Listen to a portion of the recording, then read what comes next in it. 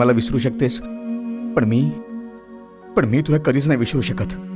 कधी कधी मनात विचार देखील येतात की आपण तुझ्याशी इतकं प्रेम करतो की कधी विचार येतो, जर मला तुझ्यापासून वेगळं व्हावं लागलं तर मी तर मरूनच जाईन. ख्वाहिश, बाळा तुझी तब्येत तर ठीक आहे ना? तुझा आवाज बरोबर नाही वाटते. रडतीयस का? नाही आई, मी तर अगदी चांगली आहे. तुझा आवाज ऐकला तर डोळे भरून आले. आमच्या काळात तर बाई, थोरा मोठ्यांनी हाक मारली तर आम्ही घाबरत होतो, धावत पळत येऊन उभे राहत होतो. आणि ही आजकालची मुलं, काहीही फरक पडत नाही यांना. एक किरण रोशनीची.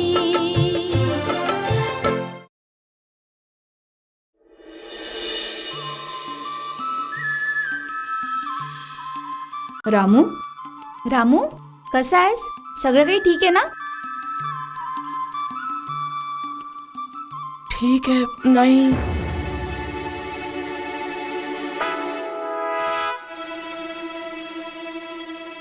काय झालं बाळा?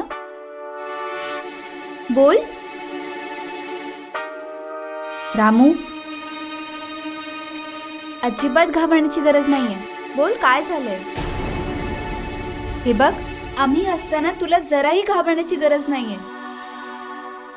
ते ताई, आमच्या चाळीच्या इथे ते 2 अंकल. हो, काय काय अंकल? बोल रामू. एक मिनिट, आधी तू पाणी पिऊन घे, नंतर बोल. हे घे, पी.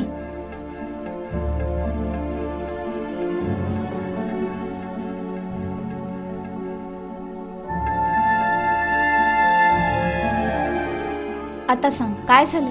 ताई, आमच्या चाळीत ते 2 अंकल नेहमी येत असतात. ते दोन्ही अंकल खूप खराब दिसतात.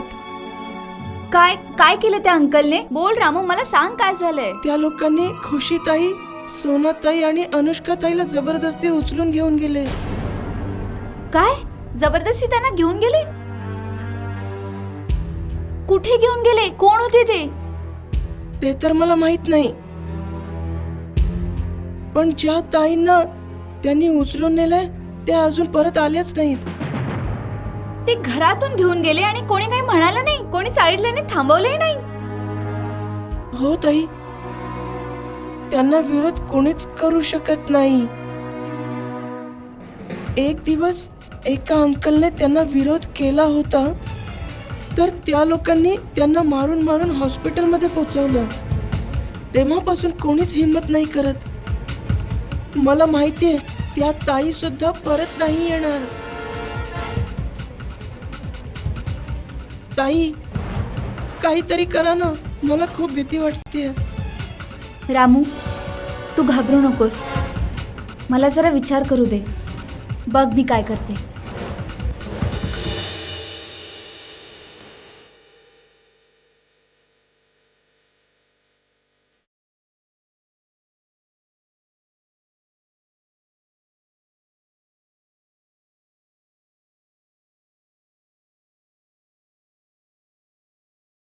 आत्या मी जाते.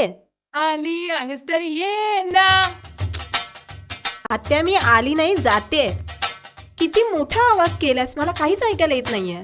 काय म्हणालीस? आत्या मी सांगतेय, मी 2 दिवसासाठी ऑफिसच्या कामासाठी बाहेर जाते. तुझं मन कसं लागेल? नाचणार, गाणार, बागडणार, खाणार, पिणार, मन तर माझं रमेलच. बरं ठीक आहे, bye. Best of look. Best of look नाही, best of luck. Luck? Okay, best of luck. Hello hello Rashmi baby, कशी आहेस तू? आंटी, मी बरी आहे. रश्मी, मला ना तुला एक गोष्ट सांगायची आहे.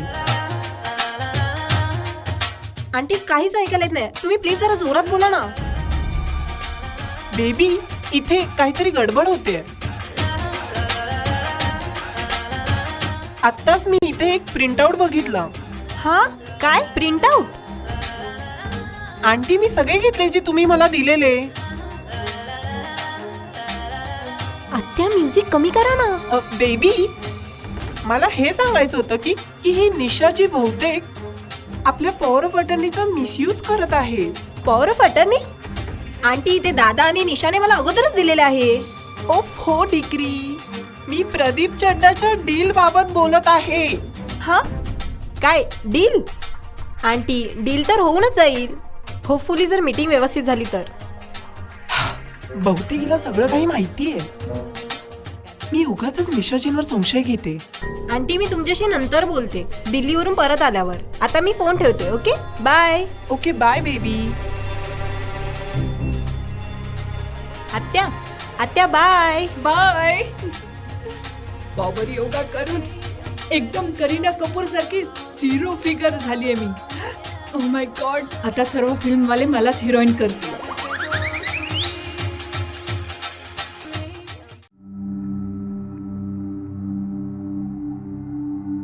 मला तर वाटत आहे की रश्मीला सगळं काही माहित आहे, पण मला काहीतरी गडबड वाटते. आमची कंपनी निशा एंटरप्राइजेसला 1,00,000 मोबाईल पीसेस 1 रुपयात कशाला विकणार? कोटींचा मोबाईल काही लाखात? Let it be. मला काय करायचंय? बॉस देत आहेत म्हणून ते घेत आहे. पूर्ण विचार करूनच त्यांनी डिसिजन घेतला असेल ना. ओफ हो, मला तर अजिबात बिझनेस सेन्सच नाहीये. उगाचच मी निशा मॅडमवर संशय करत असते. मी निशा मॅडमना पेपर देऊन येते, नाहीतर त्या रागावतील माझ्यावरती. नवनीत, काय मस्त हवाय. What a climate. I am so happy. बीचवर फिरायला खूप मजा आली. आता लक्षात आलं ना तुझ्या की तू काय मिस करणार होतीस ते? सकाळचं वातावरण, सकाळची हवा, काही वेगळंच असतं ना ग हे. हो ना, एकदम बरोबर बोलतोयस तू. Thank you for waking me up. Pleasure is all mine. हे आकाश बघतेस ना तू, इतकं साफ, इतकं स्वच्छ. याआधी मी कधी असं पाहिलं असेल ना, मला तर नाही आठवत. तुला आठवतंय का? नाही, मलाही नाही आठवत. बघणार तरी कसं? जिकडे नजर फिरवावी तिकडे सगळीकडे टॉवर उभे दिसतात. ते तर बरं आहे की आकाशात फेकलेली प्रत्येक गोष्ट जमीन तिच्या गुरुत्वाकर्षणाने खाली खेचून घेते. नाहीतर बिल्डर्स लोकांचं काय, ते तर आकाशात देखील वेगळं जग बनवून टाकतात. तू अगदी बरोबर बोलतोयस. संपूर्ण जमीन वाटली ह्यांनी. हिंदू मुस्लिम वाटून टाकले, माणूस विभागून टाकला, संपूर्ण जमीनही विभागून टाकले. उरलं फक्त आकाश. वा वा, चालूया. आरामात, नाहीतर हे वा वा ऐवजी आ करत बसशील. नाही. अरे आरामात. हे खडक दिसायला तर सुंदर आहेत, पण ह्यांच्यावरून घसरून पडायला होत आहे. मग मी कोणासाठी आहे? तू तर राहू दे. तुझ्या तो नुसत्या गप्पाच गप्पा. तू रोमॅन्स नाही करू शकत. तू फक्त फिलॉसॉफी झाडू शकतोस. अच्छा, असं का? कारण तुझं हृदय कठोर आहे. त्यापेक्षा तर ती वाळू ज्यावर मी आपलं नाव लिहून आलीये. वाळूवर नाव लिहून काय होणार आहे? एक साधी लाट जरी आली ना तरी काहीच उरणार नाही. दगडाप्रमाणे मला कठोर मनाची उपमा दिलीस ना. दगडावर लिहिशील ना नाव तर पुसता येणार नाही. हे कुठे लपवून ठेवलेलं? पॅन्टच्या मागच्या केशातच होतं. ओ, म्हटलं गोव्यात गेल्यावर बाहेर काढू. ताई, काहीतरी करा ना, नाहीतर ते त्या तिन्ही ताईंचं काही बरं वाईट करतील. हो रामू, मला थोडा वेळ दे. मी काय करू मला काहीच समजत नाहीये. रोशनी, विचार करता करता वेळ निघून जाईल. चल त्यांच्या वाडीत जाऊन त्यांना बघूया. जर 2 मुली एकत्र येऊन बोलतील तर तिथले सगळे लोक मदतीला येतील. नाही ताई, हे लहान सहान प्रकरण नाहीये. आणि बाबांनी आधीच सांगितलंय ना की असं कुठलंच काम करू नका जिथे धोका असेल. मी नवनीतजींना कॉल करते.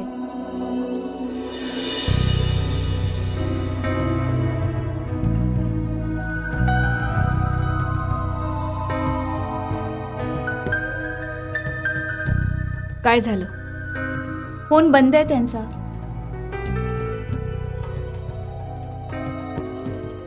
इन्स्पेक्टरना करते, ते नक्कीच आपली मदत करतील. हॅलो हाँ बोला. सर, मी रोशनी बोलते. रोशनी? कोण रोशनी? नवनीतजींनी आपली ओळख करून दिली होती. ओ हो, हां हां, आठवलं. बोला.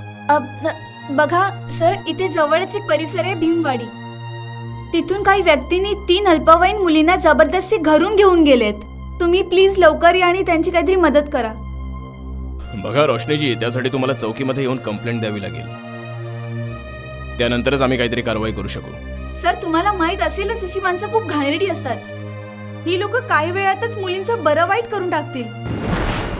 मी रिपोर्टची फॉर्मॅलिटीज नंतर येऊन पूर्ण करीन. तुम्ही प्लीज लवकर या आणि त्यांची मदत करा. Sir please. अच्छा ठीक आहे, मी येतो. प्रकरण जरा गंभीरच आहे, तुम्ही काळजी नका करू. Okay, thank you so much sir. Please तुम्ही लवकर या.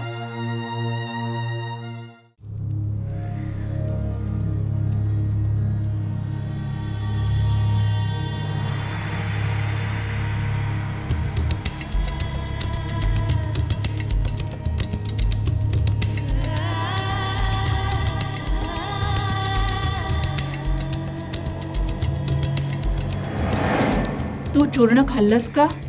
हो आजी. इतक्या लवकर? हो.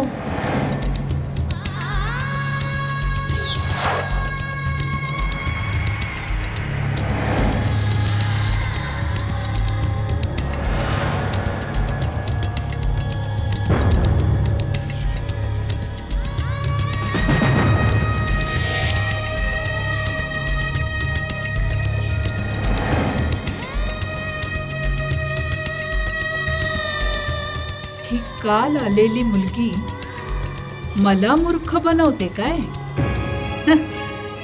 ते तर बरं झालं मला तिच्यावर संशय आला. नाहीतर मला वाटलं असतं तिने चूर्ण खाल्लं असेल. जितकी भोळी वाटते तितकी ती नाहीये. जेवढी जमिनीच्या वर दिसते ना, त्यापेक्षा दुप्पट जमिनीच्या आत आहे. बरं झालं की ती हुशार आहे. आता तर लढाईला मजा येईल. खेळ तर आता सुरू झालाय गायत्री. सामना बरोबरीत सध्या आहे. चूर्ण तिने कचऱ्याच्या डब्यात फेकलं, बाजी ती जिंकली. मी तिला तिच्या माहेरी जाण्यापासून अडवलं, बाजी मी जिंकले. तर आता दोघीही बरोबरीत आहेत. पण तिला हे कुठे माहितीये की तिची गाठ कुणाशी पडलीये. नाही, जर तिला पाणी पाजलं ना तर नावाची गायत्री नाही. आता जरा ती हवेत आहे, पण मला जरा सबुरीनं घ्यावं लागेल. आता जरा हे प्रकरण मी थंड होऊ देते. म्हणजे तिला देखील वाटेल की आजी तर सगळं विसरून गेली. जशी ती निश्चिंत झाली, बस मग मी पुन्हा हल्ला करणार. हल्ला अचानक झाला ना, तर माणूस कितीही हुशार का असेना सावरू शकत नाही. आता तिला कळून चुकेल की नात नात असते आणि आजी आजी असते. बाप रे, वाचले. आज तर बाबांच्या फोनमुळे वाचले. जर ऐन वेळेला बाबांचा फोन आला नसता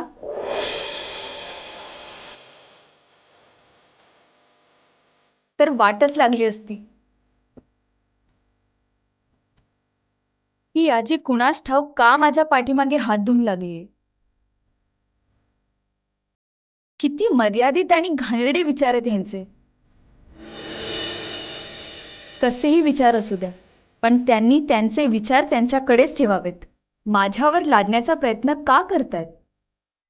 मूल माझं आणि निर्णय यांचा. हद्दच झाली. मुलगाच व्हावा यासाठी न जाणो कुठलं ते चूर्ण खाऊ घालणार होत्या. आज तर बाबांमुळे वाचले, पण यापुढे काय? ही तर हात धुवूनच मागे लागली. आता प्रत्येक पाऊल खूप जपून जपून टाकावं लागेल, नाहीतर ह्यांचं काय माहीत कोणत्या थराला जातील या. रामू, तू अजिबात काळजी करू नकोस.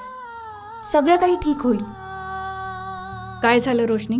पोलीस अंकल आले का? येतच असतील. हां रोशनीजी, बोला. कोण आहेत ती माणसं, कुठे राहतात आणि त्या 3 मुली कुठे आहेत? सर, मला वाटतं आपण त्वरित कारवाई करावी. त्यांना शोधायला हवं आणि नाहीच सापडले तर त्यांच्या झोपड्यात शोधावं. आता हे बघा रोशनीजी, मी हवेत तर गोळ्या नाही मारू शकत ना, आणि मला थोडीफार तर माहिती कळायलाच हवी, तेव्हाच मी काही पाऊल उचलू शकेन. तसं मला चांगलंच माहिती आहे की या वाडीत काय काय चालतं ते, म्हणूनच मी तुम्हाला विचारलं की तो माणूस कुठे राहतो. रामू बाळा, अंकलला सांग की त्यांचा ॲड्रेस कुठे आहे, कुठे राहतात ते. हा मुलगा कोण आहे? हा रामू आहे. रामू कोण? हा आमच्या ऑफिसच्या समोरच्या चहाच्या दुकानावर काम करतो. पूर्वी तिथेच झोपायचा, हल्ली इथेच राहतो. बरं रामू, तुला त्या माणसाची झोपडी माहिती आहे का? हो. बरं, तू आम्हाला रस्ता दाखव. आणि हां रोशनीजी, जाण्याअगोदर एक महत्त्वाचा मुद्दा. त्या दोन्ही मुली बालिक आहेत का? नाही सर, त्या बालिक नाही आहेत. इतक्या ठामपणे सांगत आहात तुम्ही, तुम्हाला कसं माहीत? सर, मला रामूने सांगितलं. तर मग वाट कसली बघायची? चला तर.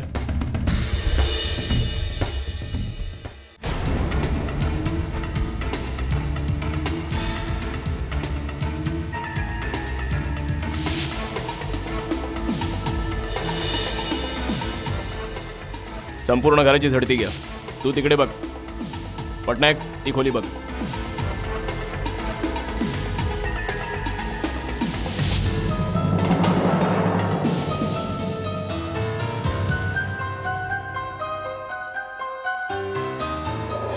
इन्स्पेक्टर साहेब, हे तुम्ही सगळं काय करताय?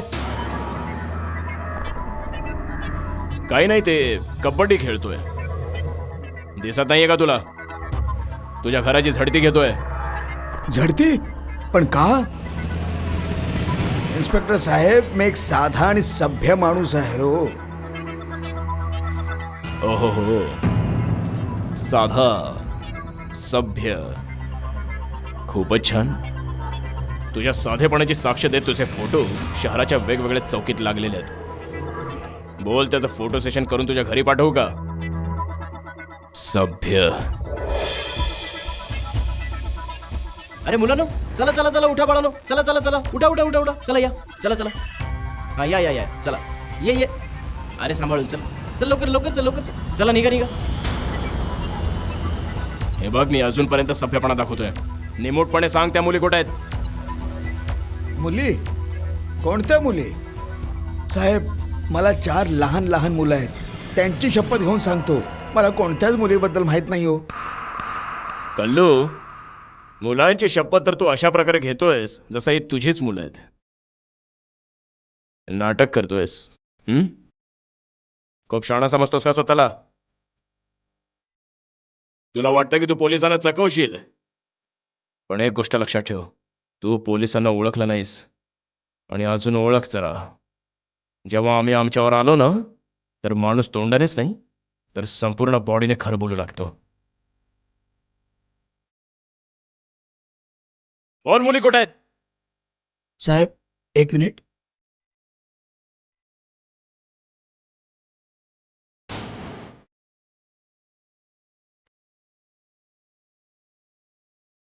तू मला लाच देतोयस?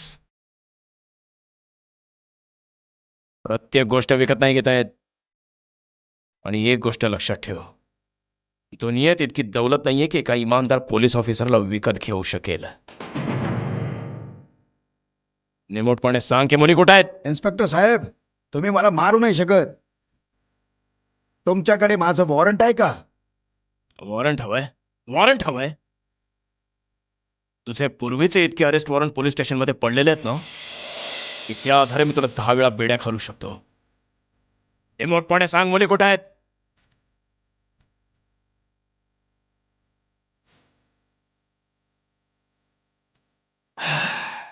बहुतेक तू असं नाही ऐकणार.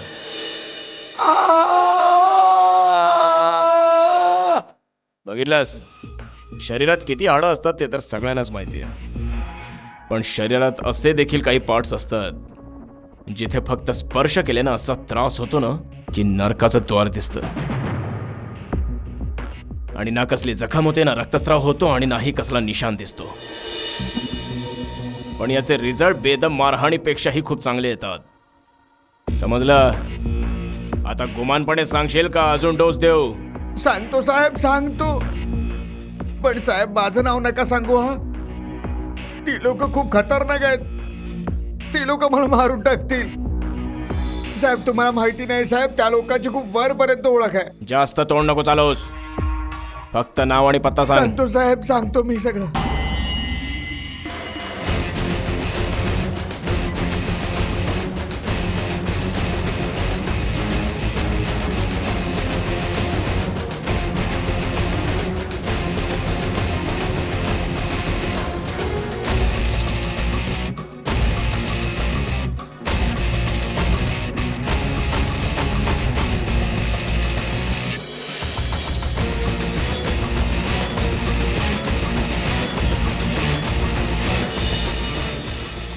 चला, सर्व मुलांना घेऊन चला.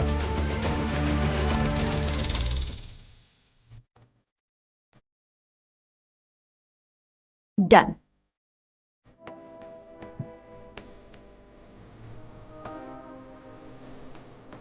हेही झालं.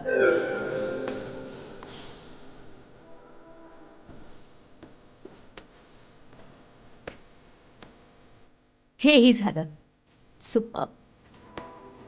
बाई, पाराफटानी खूपच कमालीची गोष्ट आहे. खरंच ही कमालीची आहे. जे काम मोठ्या मोठ्या तोफांनी नाही केलं, ते काम या छोट्याशा पाराफटानी केलं. हा चंपाचा तो अड्डा आहे. तुला काय वाटतं आतमध्ये किती मुलं असतील? हेच साधारण 10-12 असतील.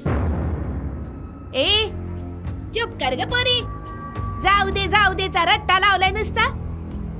मी घरातनं चालले. म्हणजे हे की मी कायमचे या घरातून निघून जाते. कायमची जात आहे.